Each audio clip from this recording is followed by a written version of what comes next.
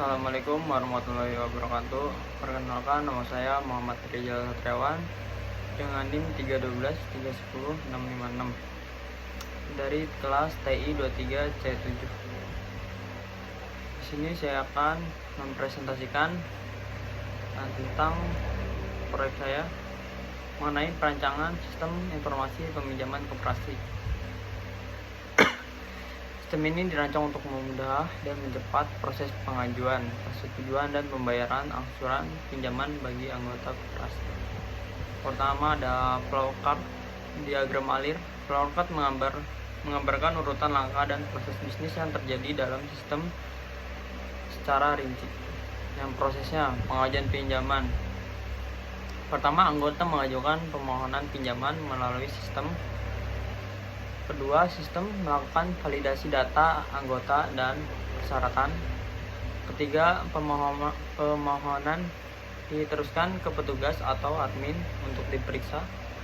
Yang keempat, petugas atau admin melakukan verifikasi dan memberikan status persetujuan diterima atau ditolak. Yang kelima, jika diterima, dana dicairkan dan dana pinjaman tercatat. Yang keenam, jika ditolak, anggota menerima notifikasi penolakan. Proses pembayaran asuransi.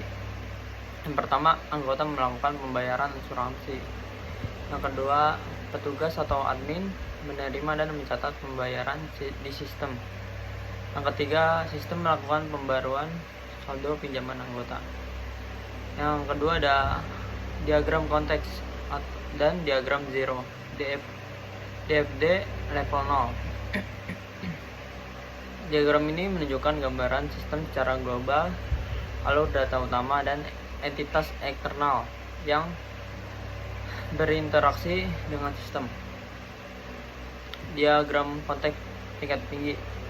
Diagram konteks menunjukkan bahwa sistem informasi peminjaman operasi berinteraksi dengan tiga entitas utama. Yang pertama ada anggota, memberikan data pinjaman dan bukti pembayaran angsuran, menerima info pinjaman, status pengajuan, dan bukti pembayaran. Yang kedua ada petugas atau admin, memberikan data master, suku bunga, jangka waktu, dan keputusan pinjaman, menerima laporan-laporan pinjaman, asuransi, dan anggota. Yang ketiga ada pimpinan atau ketua, menerima laporan-laporan seperti laporan pinjaman bulanan sebagai bahan evaluasi. Diagram zero, DFD level 0.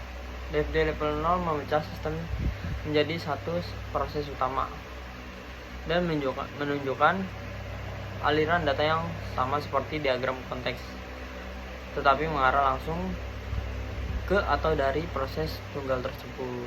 Yang ketiga ada Entity Relationship Diagram, ERD. ERD digunakan untuk memodelkan struktur database dengan menunjukkan entitas, objek data, dan hubungan antar entitas tersebut. Entitas utama dalam sistem ini meliputi anggota, menyimpan data anggota, ID anggota, nama, alamat, dan lain-lainnya. Yang selanjutnya ada pinjaman, yaitu menyimpan detail pinjaman seperti ID pinjaman, tanggal pinjaman, besar pinjaman, suku bunga, jangka waktu.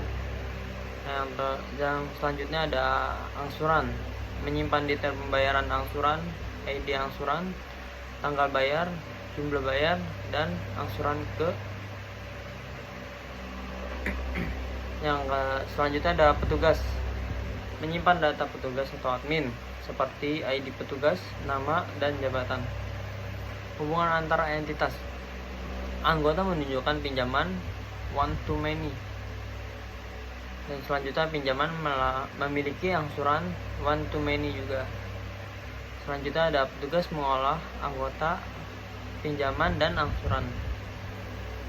Yang keempat ada normalisasi. Normalisasi adalah proses untuk mengnormalisasi data dalam database secara efisiensi, mengurangi redundansi, dan memastikan integrasi data. Tujuan utama dalam perancangan ini adalah mencapai normal form ketiga. Ada 3 NF. 1 NF first normal normal form, seperti kolom berisi nilai atomik tunggal dan tidak ada grup berulang. 2NF second normal form, sudah 1NF dan semua atribut non kunci harus bergantung sepenuhnya pada primary key.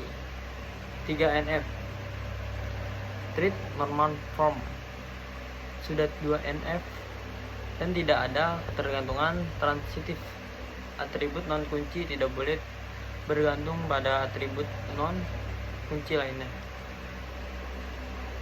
Contoh normalisasi pada tabel angsuran.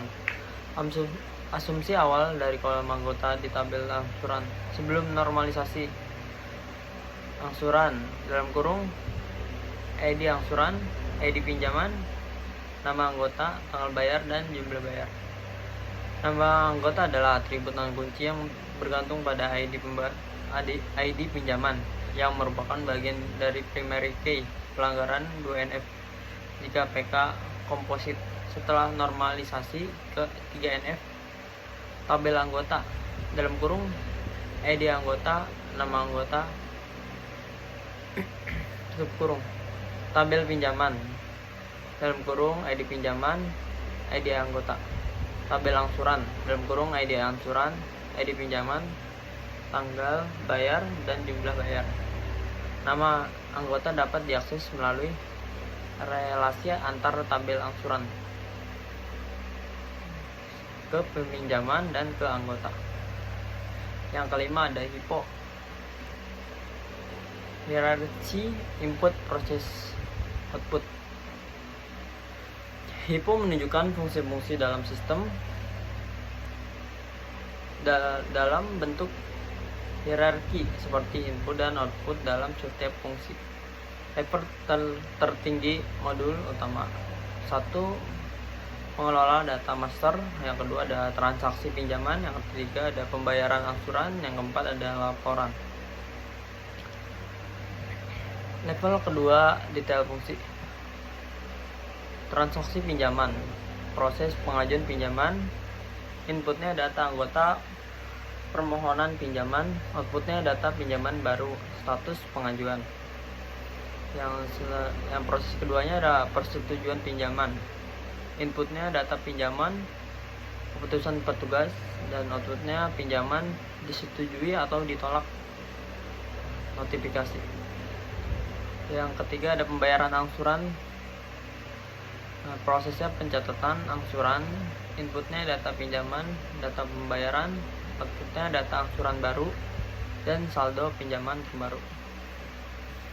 Nomor ada kamus data. Kamus data menjelaskan detail lengkap tentang aliran data dan data store, data database yang digunakan dalam sistem.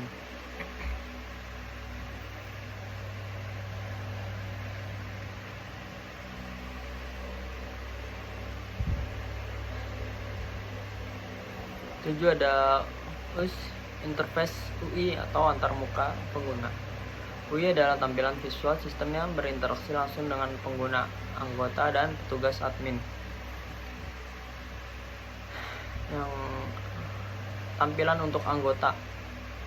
Dashboard anggota menampilkan ringkasan pinjaman aktif, saldo terutang atau anggota berikutnya. Yang kedua, form pengajuan pinjaman berisi kolom untuk input jumlah pinjaman, jangka waktu, dan tujuan pinjaman. Ketiga, riwayat angsuran menampilkan detail semua angsuran yang telah dibayar. Yang B, tampilan untuk petugas admin. Pertama, dashboard admin menampilkan statistik total pinjaman, jumlah anggota, dan notifikasi pengajuan baru. Yang kedua, halaman terverifikasi pinjaman berisi daftar pengajuan pinjaman yang perlu disetujui dengan opsi setuju atau ditolak. Yang ketiga, laporan keuangan. Modul untuk mencetak laporan pinjaman angsuran dan tunggakan secara periodik.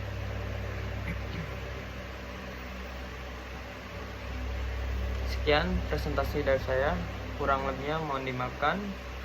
Wabillahi taufiq wal hidayah. Wassalamualaikum warahmatullahi wabarakatuh.